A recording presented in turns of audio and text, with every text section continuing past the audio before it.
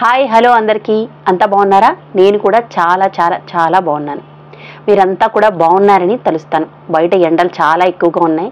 అందరూ కాస్త నీడ పట్టున ఉండాలని చూడండి. ఒకవేళ ఎండలో ఉన్నా కూడా నీడలోకి వచ్చిన తర్వాత కాసేపు సేద తీరి ఆ తర్వాత పనులు మొదలు పెట్టుకోండి. ఎందుకంటే ఎండల వల్ల చాలా వరకు డిహైడ్రేషన్ అవుతుంది. ఎక్కువ వాటర్ తీసుకోండి, మజ్జిగలు, కొబ్బరి నీళ్ళు ఇలాంటివి తీసుకుంటూ ఉండండి. ఓకేనా? సరే, 2 రోజులు 3 రోజులు గ్యాప్ వచ్చింది. ఆదివారం కదా, కాస్త పనుల్లో పడడం వల్ల గ్యాప్ ఇవ్వాల్సి వచ్చింది. సరే, వీడియోస్ చూస్తున్నారు, దాన్ని ఎంకరేజ్ చేస్తున్నారు, చెప్తున్న విషయాన్ని అర్థం చేసుకుంటున్నారు. చాలామందికి నచ్చుతున్నందుకు సంతోషం. చాలా చాలా థ్యాంక్ యూ కూడా. ఇంకో విషయం ఏంటంటే, కొంతమందికి నచ్చటం లేదు. పాపం చాలా శ్రమ తీసుకొని దానికోసం కూడా కామెంట్స్ పెడుతున్నారు. మీరు కామెంట్స్ పెట్టక్కర్లేదు, ఒక స్కిప్ చేయండి సరిపోతుంది. అందరికీ అన్నీ నచ్చాలని, నచ్చేయాలని ఎక్కడా రూల్ లేదు, ఉండాల్సిన అవసరం లేదు. ఓకేనా? శ్రమ తీసుకోకండి, నచ్చకపోతే తీసేయండి. ఎందుకంటే ఇప్పటి జనరేషన్కి చాలామందికి నచ్చకపోవచ్చు, నచ్చాలని కూడా రూల్ ఏం లేదు. సరేనా? సరే, దీన్ని ల్యాక్ చేయను. కానీ ఎదుటి వాళ్ళు మనలాగే ఉన్నారనుకోండి, మనలాగే ఆలోచిస్తున్నారనుకోండి, మనలాంటి అనుభవాలే ఉన్నాయనుకోండి, అచ్చం మనలాగే ఉన్నారనుకోండి, మిమ్మల్ని చూసుకున్నట్టే ఉందనుకోండి, ఓ 2 రోజులు బాగానే ఉంటుంది. 3వ రోజున చాలా బోర్ కొడతారు. అబ్బా, నాలాగే ఉన్నది ఏంటి, నాలానే తింటుందేంటి, ఇలా నెమ్మదిగా మనకి వాళ్ళంటే వెగటు పుడుతుంది. ఎప్పుడు మనలాగే ఉండాలని ఎవరిలోనూ అనుకోకూడదు. ఎవరి గురించి ఎప్పుడు మనకంటే వ్యతిరేకమైన ఉన్నదనుకోండి, వాళ్ళ మీద మనకు ఒక ఇంట్రెస్ట్ ఉంటుంది, వీళ్ళేంటో తెలుసుకోవాలి అని. చాలామంది ఏమనుకుంటారంటే మనలాగే ఉండాలి, మనలాంటి నీట్నెస్ ఉండాలి, లేదంటే మనలా ఆలోచించాలి, ఇలా అనుకుంటుంటారు. ఇది కరెక్ట్ కాదు. ఇప్పుడు వ్యతిరేకంగా ఉంటేనే వాళ్ళని తెలుసుకోవడంలో మనకి ఒక జీవితంలో ఒక మాధుర్యం ఉంటుంది. లేదనుకోండి అన్నీ బోర్ కొడతాయి, త్వరగా బోర్ కొట్టేస్తాయి. ఫస్ట్లో బాగానే ఉండొచ్చు, తర్వాత నెమ్మదిగా బోర్ కొట్టచ్చు. కాబట్టి ఏది మనలా ఉండదు. ప్రపంచంలో మనుషులందరూ వేరే వేరేగానే ఉంటారు, వేరేలానే ఆలోచిస్తారు. వాళ్ళని మనం అర్థం చేసుకోవడంలోనే జీవితం ఉంటుంది, పరమార్థం ఉంటుంది. సరేనా? సరే, ఈ విషయం ఎందుకు చెప్తున్నానంటే, కాస్త తెలివైన వాళ్ళు ఉంటారు, కాస్త అమాయకులు ఉంటారు, బాగా ఇంటెలిజెంట్లు ఉంటారు, బాగా అమాయకులు ఉంటారు, మధ్యస్థంగా ఉన్న వాళ్ళు కూడా ఉంటారు. అమాయకత్వం ఉంటుంది, తెలివితేటలు ఉంటాయి. ఇలాంటి జనాల చుట్టూ మనం ఉన్నాం. మనం పెద్ద పెద్ద తెలివితేటలు ఉన్న వాళ్ళం ఏం కాదు. ఏదో ప్రతి వ్యక్తికి కూడా ఇక్కడ గమనించాల్సిన విషయం ఏంటంటే, చాలా తెలివైనోడు కూడా తెలియని విషయం ఏదో ఒకటి ఉంటుంది, ఏమీ తెలియనోడికి తెలిసిన విషయం ఏదో ఒకటి ఉంటుంది. ప్రతి వ్యక్తిలోనూ ఏదో ఒక టాలెంట్ తోటే భూమి మీద పడతాడని నేను గట్టిగా నమ్ముతాను. ఎవరూ అమాయకులు కాదు, ఎవరూ తెలివైన వాళ్ళు కాదు. తెలివైన ప్రతివాడు ఎక్కడో చోట అబ్బాయి గారికి అమ్మాయి గారికి ఎక్కడో తగులుతుంది గట్టిగా. కాబట్టి ప్రతి వాళ్ళు నేనే గొప్ప, నాకు అన్నీ తెలుసు, నేను అన్నీ తెలిసేసుకోగలను అని అనుకోవడం అనేది ఒక అమాయకత్వం అనమాట. సిచ్యువేషన్ వచ్చినప్పుడు ఎవరెవరి తెలివితేటలు ఏంటి అన్నది బయటపడుతూ ఉంటుంది. ఎవరిని మనం తక్కువ అంచనా వేయకపోవడమే మంచిది. సరే, అమాయకత్వం గురించి మాట్లాడుకుంటున్నాం కాబట్టి ఈరోజు ఒక చిన్న కథ చెప్తాను. రోజు ఏదో చెప్తున్నా కదా, ఈరోజు ఒక కథ చెప్పుకుందాం. నేను ఈ మధ్య 7 సముద్రాల అవతల అని ఎవరు ఈ గోదావరి జిల్లాల జానపద కథలు ఇవి. గోపి గారపాటి గారు రాసింది. వాళ్ళ నాన్నగారు చెప్పారో ఏమో తెలియదు. కొన్ని కథలు మా అబ్బాయికి చదివి వినిపిస్తున్నాను. ఈ పుస్తకం వచ్చేసి ఇదిగో, ఇది 7 సముద్రాలకు అవతల. చిన్నప్పుడు కథ ఏదైనా చెప్తున్నప్పుడు 7 సముద్రాలకు అవతల అని మొదలు పెట్టేవాళ్ళు. లేదంటే అక్కడ 7 సముద్రాలకు అవతల అని అక్కడ ఏదో ఉందని, మర్రి చెట్టు ఉందని, ఆ మర్రి చెట్టు త్వరలో ఏదో రాక్షసుడు ప్రాణం ఉందని, ఇలాంటి కథలు వినేవాళ్ళం కదా. అందరికీ గుర్తుండే ఉంటుంది, లేకపోవడం ఏం లేదు. సరే, ఈ పుస్తకంలోని ఒక కథ నాకు చాలా బాగా అనిపించింది. అంటే అన్ని కథలు అలానే ఉన్నాయి, కానీ ఒక కథ ఎందుకో దగ్గరగా అనిపించింది. ఎప్పుడో చిన్నప్పుడు విన్నానా ఈ కథ అని ఒక ఆలోచన వచ్చిందనమాట. అందుకని చెప్తున్నాను. అమాయకత్వం అని మాట్లాడుకున్నాం కదా, ఒకళ్ళు ఎప్పుడు మనలాగే ఉండరు అని దానికి దగ్గరగా అనిపించింది. అది చెప్తాను. ఒక బామ్మ ఉందట. ఆవిడికి ఒక మనవడు ఉన్నాడు, బాగా అమాయకుడు. ఎంత అమాయకుడు అంటే వాడికి ఏమీ తెలీదు, చాలా అమాయకంగా తినడం, పడుకోవడం. మామ తెచ్చి పెడుతుంది, వీడు తింటున్నాడు.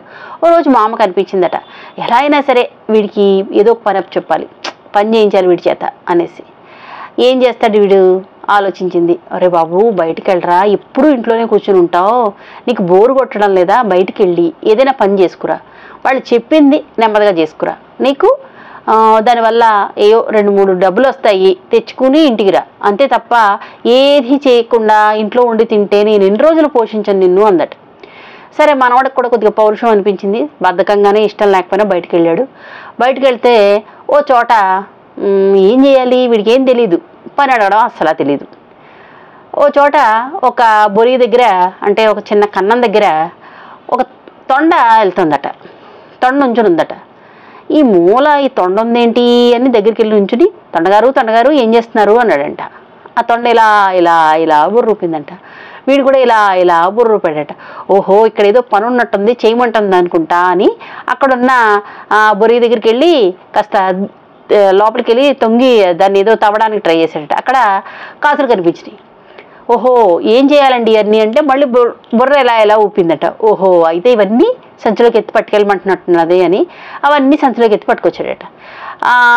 మర్నాడు ఈ పట్టుకొచ్చి మామకి ఇచ్చాడు. మామ అక్కడ తొండ నేను పని చేశాను, ఆవిడన్నీ అక్కడ అదేంటి ఏదో పని చెప్పింది నాకు, అక్కడ ఎంత నేను శుభ్రం చేశాను, శుభ్రం చేస్తేనేమో ఈ బొరి దగ్గర ఈ కనిపించాయి, ఇవి ఇచ్చింది ఆవిడ నాకు, పట్టుకొచ్చాను నేను తొండిస్తాను అని. ఓహో అని చూస్తే ఎన్ని బంగారం, ఓహో వీడికి ఏదో దొరికినట్టుంది అని. సరే ఏం చేద్దాం, వెళ్ళిపోయి ఓవ్వయి తీసుకెళ్ళి దాచి, సరే బాగుందిరా బాగున్నాయి అన్నీ పట్టుకొచ్చావంటే అన్నీ పట్టుకొచ్చారని చెప్పాడు. సరే మామ ఏం చేసింది, వీడు పడుకున్నాడు, బాగా ఆకలేసింది, తినేసాడు, పడుకున్నాడు. తెల్లవారు లేచేపటికి గబగబా పిండిది రుబ్బేసి గారెలు బూరెలు వండి మనవాడిని, ఒరే బాబు బయటికి వెళ్ళి ఈ గారెలు బూరెలు ఇంటి పెంచి కిందకి పోసిందట. పోసి వెళ్ళి, ఒరే ఇంతసేపు పడుకున్నావేంట్రా, లేవరా నాయన లేగు, గారెలు బూరెలు వానొచ్చింది, నువ్వు చూడలేదు అని అన్నాడు. గారెలు బూరెలు వానొచ్చిందా మనకి, అదేంటి మామా అని అడిగాడు. లేదు వెళ్ళి చూసిరా, బయట చూడు అవన్నీ ఎరుకురా, నేను ఏరలేకపోతున్నాను తీసుకురా అంటే వీడన్నీ బొట్టలోకి వేసుకుని వచ్చి కూర్చుని శుభ్రంగా తిన్నాడు. ఇదేంటి బామ్మ ఇదేదో భలే ఉంది, గారెలు బుర్రలు భలేగా పడ్డాయి, ఈసారి పడినప్పుడు నన్ను లేపు నేను చూస్తాను దగ్గరుండి అని అంటే సరేరా నాయన అని అందే. అయిపోయింది. రాజభట్లు ఊరూరా వెతుక్కుంటూ వస్తున్నారట. రాజ దర్బార్లో ఎవరో దొంగ డబ్బులు కాజేసి తీసుకొచ్చి ఇక్కడెక్కడో ఈ ప్రాంతంలోనే ఎక్కడో పెట్టినట్టు మాకు సమాచారం తెలిసింది, మీకు ఏమైనా దొరికినాయా అని వచ్చి బామ్మను అడిగాడు. అడిగితే ఆ రాజభటుడికి, లేదు బాబు మాకు అలాంటి ఏం దొరకలేదు, నాకు తెలిసి ఇక్కడ ఎవరో ఏం పాతి పెట్టలేదు అని చెప్పింది. ఈ లోపల మనవాడు వచ్చి, లేదు పాతేడు కదా, నువ్వు అలా చెప్తావేంటి, ఆ బొరిగ దగ్గర నాకు దొరికినాయండి, నేను ఇంటికి తీసుకొచ్చాను కూడా అని అన్నాడికి. అవునా ఎప్పుడు అని అడిగారంట. అడిగితే వీడు అదే గారెలు బూరెలు అనొచ్చింది కదా ఆ రోజున అంటే, ఓహో ఆ రోజు ఈడు ఎవడో తిక్కరగా ఉన్నాడు, గారెలు బూరెలు వాన రావడం ఏంటి అని చెప్పేసి అక్కడ నుండి చెక్కపోయారట. అయితే దీంట్లో మామ ఏం చేసింది, ఇవన్నీ దాచిపెట్టింది. వీడేం చేశాడు, నిజం చెప్పాడు. కానీ ఇక్కడ అమాయకుడు కదా, వాడికి ఏం తెలియదు కదా, వాడు ఎక్కడ తప్పు చెప్పి మళ్ళీ శిక్షకి ఇదవుతాడు అని మా అమ్మ అలాగా చేసిందనమాట. కానీ మనల్ని ఏదైనా ఆపద వచ్చిందనుకోండి, సడన్గా మనల్ని ఆదుకునే వాళ్ళు ఎవరు ఉండరు. మనం తింగరగా మాట్లాడి ఏదో సమస్య తెచ్చుకున్నాం అనుకోండి, మనల్ని అలా కష్టాల నుంచి బయటపడేసేవాళ్ళు ఎవ్వరూ ఉండరు. ఎవరికైనా ఏదైనా ప్రాబ్లం వస్తే వాళ్ళే తెలివిగా బయట పడాలి, అంతే తప్ప పెద్దవాళ్ళు వచ్చి మనల్ని ఏదో పక్కాడు వచ్చి రక్షిస్తాడనుకోవడం చాలా అమాయకత్వమైన ఆలోచన. ఏదైనా సమస్య ఉంటే దానికి మనమే ముందుపడి మనమే దెబ్బలాడో భయపడో ఏదో చేయాలి, మొత్తం చేసి అందులోంచి బయటపడాలి తప్ప ఎవరు మనల్ని ఏ విషయం నుంచి రక్షించరు. మనమే ధైర్యం తెచ్చుకోవాలి, ఎంత కష్టమైనా సరేనా. అది ఈవేళ విషయం. ఈ కథ చెప్తున్నప్పుడు ఎప్పుడో మా అమ్మమ్మ నాకు చెప్పింది అని ఆలోచన వచ్చింది, అందుకని మళ్ళీ ఈ కథ గురించి మీకు చెప్పానమాట. చాలా కథలు మనకు పెద్దవాళ్ళు చిన్నప్పుడు ఎప్పుడూ చెప్పుంటారు, ఇప్పుడంటే తల్లిదండ్రులకి అంటే నాలాంటి వాళ్ళందరికీ టైం లేకుండా పోయింది. కానీ ఒకప్పుడు మా అమ్మమ్మలో కూర్చోబెట్టుకొని ఏదో ఒకటి పెడుతూనో ఊకోటమంటూనో మనల్ని అందరినీ జోకొడుతూనో కథలు చెప్పేవాళ్ళు కదా. అలాంటి బాల్యం ఇప్పుడు పిల్లలకి మనం ఇవ్వలేకపోతున్నాం. అడాడగా చెప్తున్నాను నేను, నా వరకైతే నేను చెప్తున్నా, కానీ ఏదో ఒక కంగారు, కుదురులేనితనం, అబ్బో పొద్దున్నే ఆఫీస్ ఉందమ్మో పడుకోవాలి త్వరగా అని అనుకోవడం, దాంట్లోంచి కథ చెప్పడం మొదలు పెడితే వాళ్ళకి ఏంటంటే వాళ్ళకి నిద్ర వచ్చేస్తూ ఉంటుంది. ఒకప్పుడు బాల్యం వేరండి, అది చాలా మనం అందరం నిజంగా ఎంతో పుణ్యం చేసుకుంటే అలాంటి బాల్యం ఉంటుంది. ఇప్పుడు పిల్లలందరికీ ఇరుకిరుకు గదుల్లో, స్కూళ్ళు ఇరుకిరుకు, పాఠశాలలో గ్రౌండ్ లేకపోవడం, టీచర్స్కి ఓపిక లేకపోవడం, ఇలా చాలా విషయాల్లో మనలాంటి బాల్యాన్ని వాళ్ళు కోల్పోతున్నారు కదా. అదే విషయం. మళ్ళీ మంచి టాపిక్తో మీ ముందుకు వస్తాను. సరేనా? నమస్తే.